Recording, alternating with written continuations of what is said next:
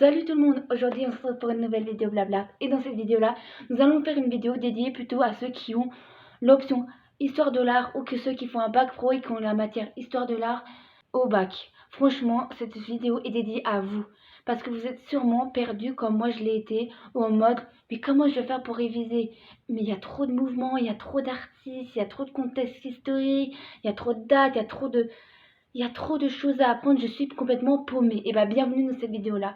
Dans cette vidéo-là, nous, l'équipe Lala, nous allons vous donner plusieurs méthodes simples, rapides, efficaces pour essayer à vous d'apprendre et de comprendre l'histoire de l'art et de réussir votre épreuve au bac.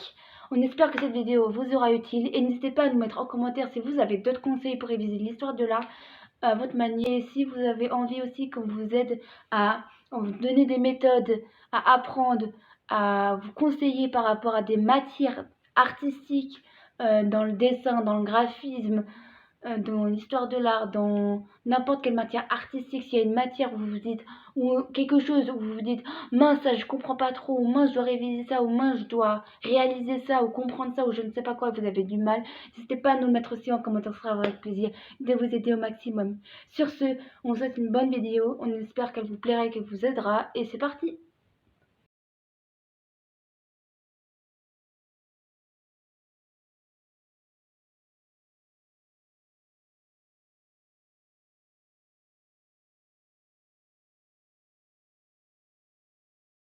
Première méthode, la méthode est toute bête, mais on n'y pense pas forcément, c'est si vous avez eu des cours par un professionnel, un professeur ou n'importe quelconque, et que vous avez eu ça en PDF sur votre ordinateur, à l'écrit, en photocopie ou n'importe quoi, c'est de ranger vos cours. Pourquoi? Parce que souvent on a tendance à s'éparpiller, il y a tellement de choses que des fois on se dit mais ça, est-ce que c'était en ce mouvement-là? Est-ce que c'est cet artiste-là, il fait partie de quel mouvement, de quel truc? C'est ranger vos cours, soyez organisés, c'est la base des bases. Vous allez me dire mais c'est basique, c'est très... Oui, mais on n'a pas tendance forcément à y penser. Et si vous avez du mal à vous organiser, c'est de prendre soit un trieur, comme ceci, ou soit de faire des codes couleurs avec des surligneurs ou des stylos de couleurs, et en gros vous mettez vous faites des codes couleurs et vous mettez par exemple le mouvement cubisme, vous le mettez en bleu, et du coup quand vous avez des fiches ou des cours par rapport à ça, et vous mettez tous les cours du cubisme en bleu, vous surlignez ou vous écrivez en bleu, voilà. Mais tu vois, ça peut être une idée de méthode, mais c'est quelque chose de très important. Deuxième chose, un conseil, c'est bien beau de réaliser des fiches et tout. On a tendance à réaliser des fiches pour réviser l'histoire de l'art ou n'importe quelle matière en tout genre qui ne soit pas forcément dans le milieu artistique mais qui peut être scolairement parlant aussi. C'est qu'on a tendance à trop mettre d'informations et de recopier les cours qu'on a. Ça ne sert à rien. Pourquoi? Parce que vous allez vous embrouiller à écrire des longues phrases, par exemple. Le cubisme a été créé en 1860 nanani par machin truc, etc. Ça ne sert à rien. Il y a trop de mots, il y a trop de phrases, il y a trop de... Non. Ce qu'il faut faire, c'est mettre des choses simples avec des mots-clés. On va mettre un exemple juste là que moi j'ai réalisé personnellement qui m'a servi énormément personnellement. Vous faites ça comme en liste de course. Donc en gros la fiche se résume à comme ça et vous allez faire des petits résumés en gros avec des petits listes de courses en mode petit tiré par petit tiré sur le mouvement artistique, voilà, sur les artistes, sur 2-3 noms d'œuvres et sur le contexte historique. Voilà, ce sera très simple, rapide, efficace, mais je pense que comme ça vous allez mieux réussir à retenir et ça évitera d'écrire des longues phrases qui vont servir à rien parce qu'on a les longues phrases, parce que vous allez lire le nanani, ce sera beaucoup trop long, vous n'allez pas retenir. En plus, comme il y en a beaucoup à apprendre, comme ça c'est beaucoup plus simple. Alors, quelque chose de très important, dans telle ou telle œuvre qui a été créée, on vous conseille de mettre de la peinture mais aussi de la sculpture.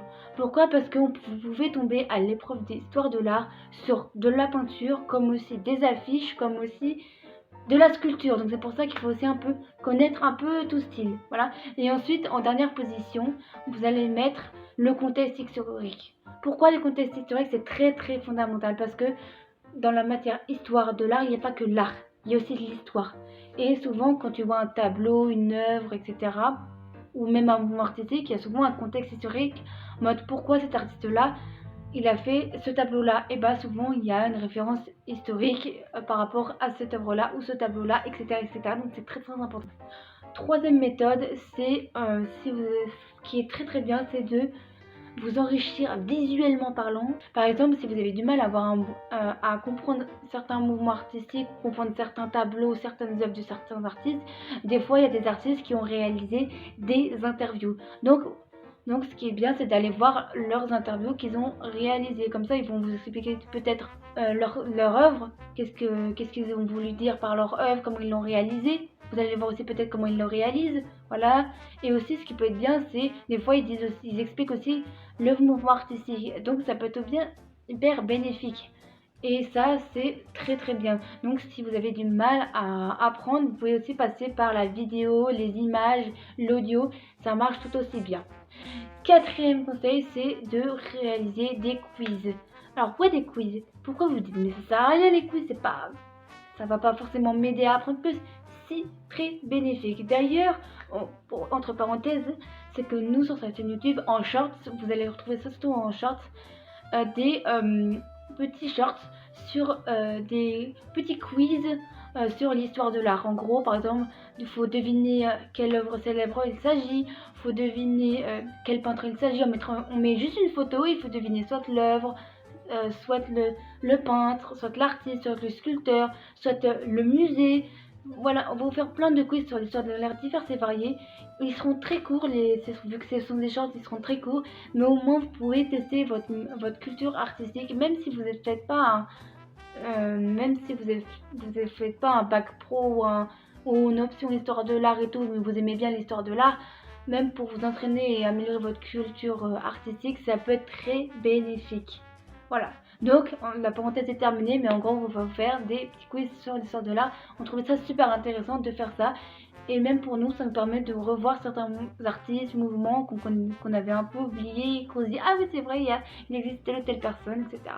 Bref, donc les quiz sont très importants parce que vous pouvez réviser très simplement et ça permet de revoir les basiques. Quand on dit revoir les basiques, c'est par exemple les œuvres connues, les artistes connus, etc. etc. Donc c'est très très important et ça permet de travailler votre mémoire parce que comme il va revoir en faisant les quiz, et bah au final à la fin à force de faire les quiz, et bah il va s'en rappeler. Par exemple, vous regardez une œuvre de ce tableau, vous regardez ce tableau là et vous dites ok, quel mouvement artistique il s'agit, quel artiste il s'agit, quelle époque il s'agit et qu'est-ce qui s'est passé à cette époque là. Hop, vous posez toutes ces questions là et vous essayez d'y répondre, et si vous arrivez à répondre, c'est génial. Cinquième conseil, c'est d'apprendre les fondamentales. C'est-à-dire, qu'est-ce qu'on dit par fondamental? C'est pas forcément comme je vous l'ai dit, il y a beaucoup trop de choses à apprendre. Et il y a des choses qui sont très très méga importantes. Que moi, ça m'est déjà arrivé d'avoir couru à ça au niveau de l'histoire de l'art. Quand on dit et qu'est-ce que c'est? Vous allez nous dire, mais je comprends pas trop de quoi il s'agit, de quoi elle parle, etc. Et ben je vais vous expliquer tout de suite. En gros, c'est d'apprendre les fondamentales, par exemple. C'est des questions toutes bêtes qu'on va vous poser, qu'on va vous dire d'apprendre parce que vous allez sûrement avoir recours à ça à l'épreuve de bac, option histoire de l'art ou bac pro avec la matière histoire de l'art. C'est-à-dire qui a été l'inventeur de la photographie, qui a inventé la photographie, quand est-ce que ça a apparu. Voilà, donc c'est lui, on met une photo juste là, et la date, et quand est-ce que ça a été créé, voilà. Et le nom. Voilà, très important. Deuxième chose importante, qui a été le créateur de l'imprimerie. On met la photo juste là, et la date et le nom juste là. Et troisièmement, qui a été le créateur du cinéma. Hop, on met une photo juste là, et le nom et la date juste là. Retenez bien ça, c'est très méga important parce que pendant l'épreuve, ils peuvent vous ressortir ça et franchement, c'est très bénéfique. Sixième, c'est de ne pas apprendre que les mouvements contemporains. Pourquoi? Vous allez me dire, mais ça va si j'apprends que les mouvements du 20e au 21e siècle, ça va passer crème, je vais y arriver, mon épreuve, je vais la gérer au taquet, je vais avoir une bonne note, etc. Alors croyez-moi que non! Vraiment, faites pas la même erreur que moi, je vous assure. Ce que vous me conseillez et ce que nous conseillons, moi personnellement surtout parce que j'ai eu une épreuve comme ça quand j'ai fait mon bac pro il y a quelques années, et même même d'autres personnes qui ont eu cette épreuve-là, c'est de ne pas apprendre que les mouvements artistiques récents, c'est aussi apprendre les anciens. Quand on dit apprendre les anciens, c'est par exemple de voir un peu les anciens, genre le début de l'écriture, les sculptures gréco-romaines. Ça, c'est très important d'apprendre ça parce que vous ne savez pas sur quel moment vous allez tomber. Si c'est un mouvement tout récent, si c'est un mouvement actuel, si c'est un ancien mouvement, si c'est un vieux mouvement artistique, vous ne savez pas sur quoi vous allez tomber. Donc il faut un peu ouvrir votre culture en voyant un peu de tout. Pour certains, de voir en détail, il faut voir un peu de tout. Avec la méthode de la liste, comme je vous ai parlé précédemment. Septième méthode, c'est d'apprendre et comprendre certains vocabulaires, que ce soit en histoire de l'art, comme visuel, mais un peu en graphisme. Vous allez me dire, mais qu'est-ce qu'elle nous dit encore? Il n'y a pas cette chose à apprendre comme ça. Eh bien, figurez-vous que je pense que vous connaissez déjà ces termes de vocabulaire-là, mais c'est bien de les revoir un petit peu parce que ça peut vous aider pour décrire une image, une photo, un dessin, une affiche, parce que souvent ils vont vous le demander au moment de l'épreuve. Par exemple, il faut que vous connaissiez l'arrière-plan, comme le premier plan, comme le deuxième plan, parce que oui, tout n'est pas sur le même plan. Voilà, c'est très important. Ensuite, apprendre chant contre chant. Qu'est-ce que le chant et le contre-chant? Ça, c'est très important à apprendre. Et aussi, quelque chose de fondamental, surtout quand vous devez écrire une affiche, c'est de connaître les blocs texte et blocs images. Alors, qu'est-ce que bloc texte et bloc images? Ce sont des choses toutes bêtes. Quand vous voyez par exemple sur cette image-là, hop, c'est une affiche, et ben vous voyez du texte. Et ben les textes que vous voyez, ce sont des blocs texte. Et les images que vous voyez, ce sont des blocs images. Voilà, c'est tout bête.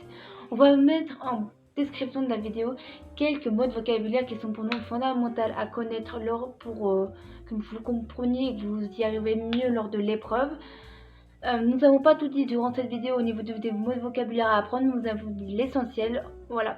En tout cas, n'hésitez pas à aller voir la description parce qu'il y aura pas mal d'informations qui pourront vous aider pour apprendre et comprendre cette matière qui est au programme, au bac pro, ceux qui font la matière histoire de l'art, et en bac, ceux qui font l'option histoire de l'art, ça peut vous servir.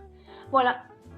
Voilà pour les petits conseils. J'espère que cette vidéo vous aura appris des choses, que vous allez peut-être avoir plus de facilité pour réviser maintenant, où Claire vous a un peu expliqué l'histoire de l'art. J'espère que ça vous aura plu, que vous avez appris des choses. Pareil, si vous connaissez des trucs qui n'ont pas été dits, dites-les nous dans les commentaires. N'oubliez pas de nous suivre sur tous nos réseaux sociaux. N'hésitez pas à liker, à vous abonner, voilà. Sur ce, je vous dis à la prochaine.